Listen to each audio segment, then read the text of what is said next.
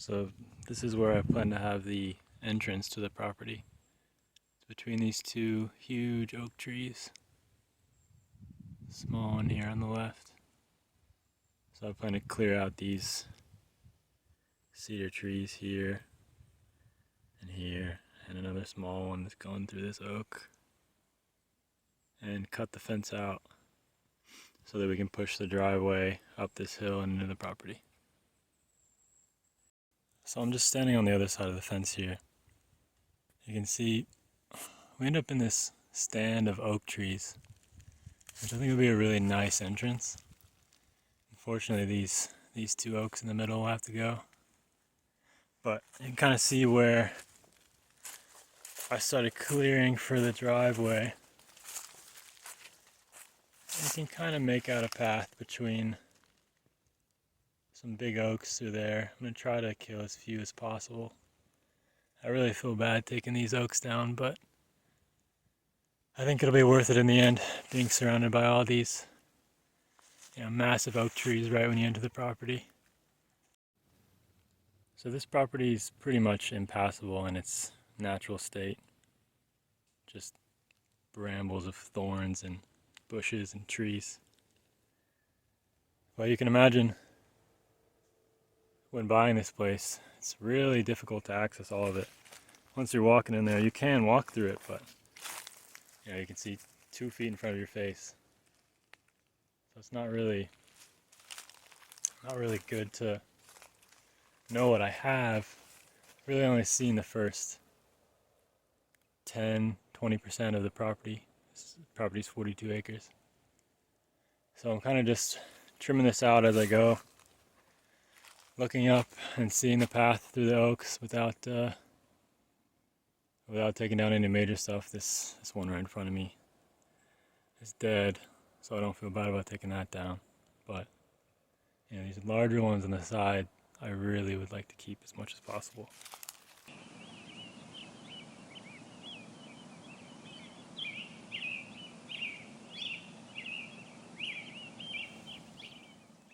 So here's the after of putting the driveway in.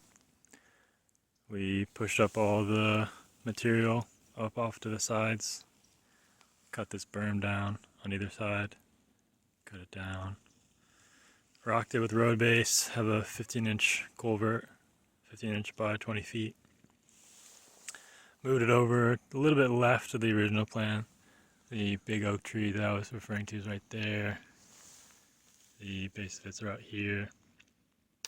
So I think I'll remove all this cedar in here, kind of landscape it up a bit on either side. There's another big oak right here.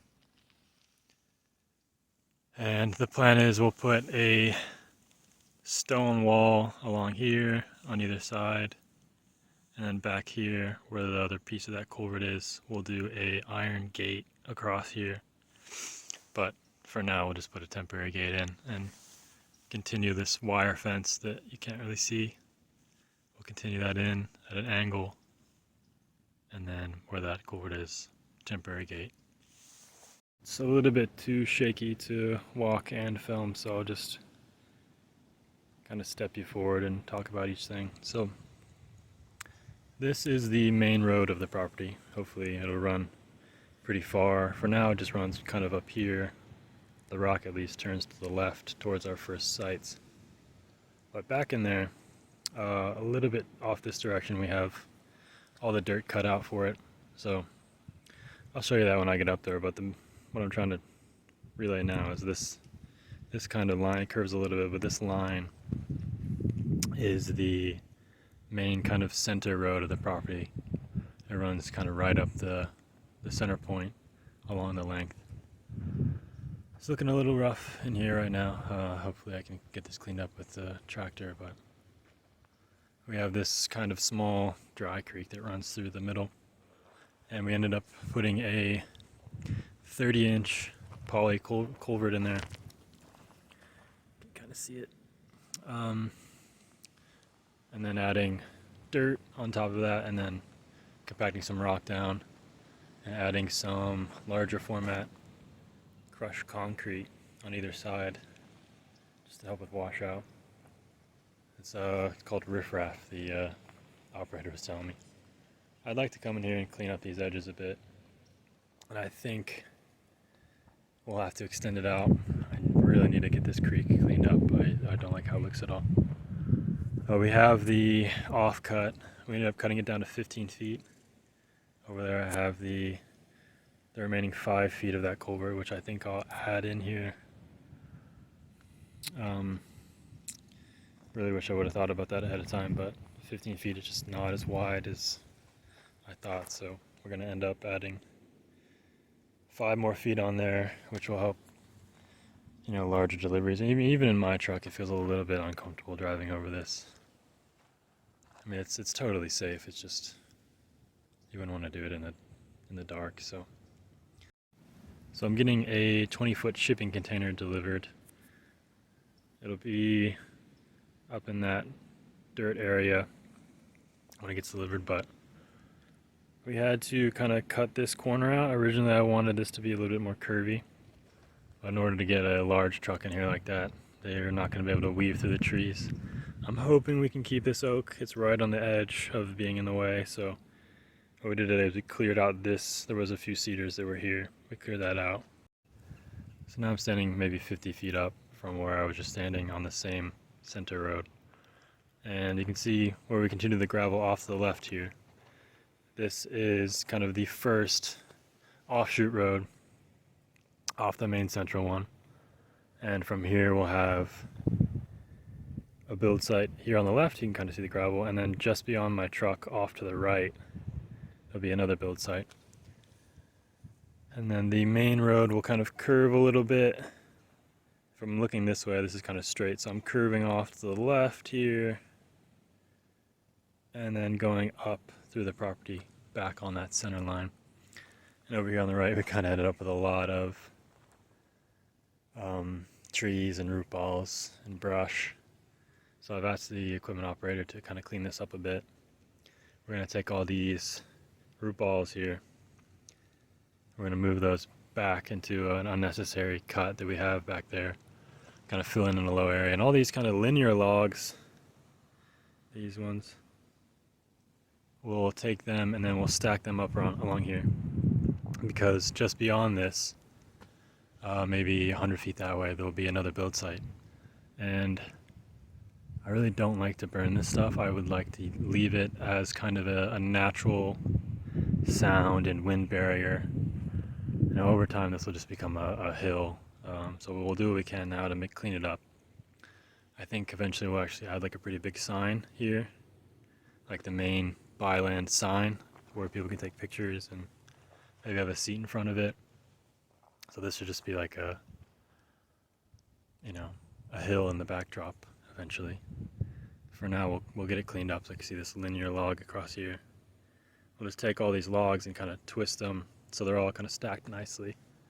Compress them down, maybe add some dirt on top, and that will give us, over time, a nice natural sound break between the build sites to make people feel like they're in a more private area. And then off down the main road in this dirt cut, which we are going to rock eventually. This whole site is just kind of in a rough state right now, but straight ahead you can see right here, that's back on the center line. So either side of that will be site 5 and 6. And then off to the right we have a similar road to 1 and 2, and that's where sites 3 and 4 will be. But another thing I wanted to point out is this cut on the left. That is where the 20-foot shipping container will be installed.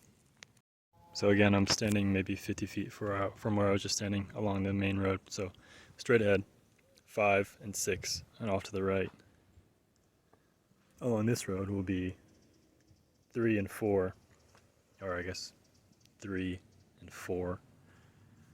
But off to the left of that, my neighbor's doing some target practice. We'll have a shipping container here, and I don't know how permanent that's going to be. I'm buying a brand new one, so it looks pretty nice, but right next to this oak tree will be the front of the shipping container, and the heavy equipment operators are coming back to make this deeper. A bit of a miscommunication there. But so right around this line with the front of that oak tree, that's where the front of it will be, and it'll go back 20 feet from there. So right now I'm standing kind of in that center point where the road for site 1 and 2 forks off from the main road. Oh, my truck is behind me. That's the center of the road. And off to my right over here, this is site 1. So I figured I'd get on the camera a little bit and just kind of explain what we're doing out here. So the goal is to have six units, but I'm building them myself, so it's all going to be one at a time. The county wants me to design all the septic systems for all 6 units at once. That's just for their peace of mind to know that we're not putting too much on this property. This is actually 2 properties side by side, so the county is okay with it. They just want all those designed up front, and that's why I have, all this kind of extra road. This is the kind of main road down the middle. That's why we didn't put rock on that yet. I'm just focusing on this site 1 for now. This is all I would have done if the county didn't give me that requirement for designing all 6. Obviously the septic designer needs to get in there and see the elevations and design the system. He can't just guess at it. So we'll be able to reuse that design once we get in there and actually build that. So for now we're building site 1 here. Site 1 over here, and then over here to the left of my truck, this is where site 2 will be. Now we haven't cut that in yet. So 6 units, that's the goal for now. The plan really is to have 3 different pairs of units. So site 1 behind me and site 2 over my other shoulder. Those are a pair. And by pair I mean they'll be closer together than the other pairs, and that will allow us to reuse the same septic system between those 2 pairs. It would be nice to have one centralized septic system for the whole thing, but I think that would just pull all of the sites too close together, and that's just not something I want. Really, my initial plan was just to have these sites all very isolated from each other, because I see a lot of, glamp sites, experiential hospitality. A lot of people will just kind of build a parking lot and put their sites right on top of each other. And that's really what I'm trying to avoid here. I want people to feel like they're in nature and they have their own space. I don't think people are really coming out here to, be right next to somebody that they don't know. But, the caveat to that is the further these sites are from each other, the more expensive it is to run utilities to each one. And that's really what drives people to put these types of accommodations so close to each other. So I kind of found what I think is a happy medium. We'll have pairs of units. And when I say pairs, they're not going to be very close. They'll still be several hundred feet apart. But they'll be close enough to where we can reuse the septic system and still maintain that that private experience that I want to give people. And the way we'll do that is with just some strategic fences, strategically aligning the sites so they don't face each other. Like, for example, behind me in site 1 will face directly into that forest. And on the other side of me, on the other side of the street, site 2 will basically face the complete opposite direction. So they'll be relatively close together, 200 feet. I mean, that's much further than a lot of these units are. Usually they're like 20 feet apart. A lot of these kind of major glamping sites will put their domes right next to each other. So 200 feet, that's pretty far, relatively speaking, but 200 feet is less than you'd think, when you're out here on the ground and you measure out what 200 feet is. That sounds like it's a long distance, but really, when you're talking about like sitting outside at night around the fire pit, right? You have some music playing, you're doing whatever you do out here. in nature, trying to relax, hang out, cook dinner. Like, you're making noise. 200 feet is not enough to feel completely isolated from the sound of the other site. So what I'm doing to avoid that is we're going to build small berms, and so a berm is just a mound of dirt. And the way we're going to do that is we're going to take a lot of the logs that you see over my shoulder. We're going to kind of stack them up, strategically cover them in dirt maybe, and kind of make sound breaks, but tuck them away so people don't really see them. And on top of that, we're going to add some small sections of fencing. I'm not going to be, fencing off the entire site. I don't think people come out here to be isolated necessarily, but they definitely want some, definitive space of their own. I suppose there's some merit to the idea of, there's just a tent in the middle of the forest and people want to come stay there. But, I think that's, at that point, you're kind of getting pretty close to camping. And that's not really the market that I'm necessarily trying to capture. I'm trying to capture the people that love nature, but they don't want to necessarily sacrifice their own comfort. So we're building a little bit more of a modern accommodation. And part of that, moderness of these sites is you feel like you're not just in the middle of the forest in the middle of the night, So what we're doing is kind of these semicircles of fences where the back of the dome will sit in, kind of in between where you park and where the dome is will be a semicircle of fence. And that'll allow you to kind of have some sense of, this is my space. This is where I am. This is lit. If I need to go outside at night, it's not like I'm standing in the middle of a dark forest.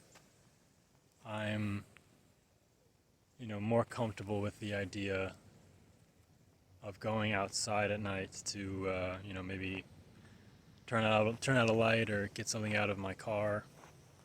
I'm more comfortable doing that if it's well lit and I kind of have an area that I feel like is mine. And I think a way to do that is just give you like kind of a little nook of fencing.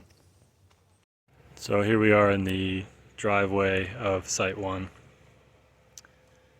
And we had some mulching done today, but unfortunately there was a little bit of a miscommunication with the operator, kind of playing a game of telephone a little bit with the owner. But originally I wanted these green trees to mark kind of the perimeter of the parking area, and then the site would be over here on the left and more kind of on the right where this brush is.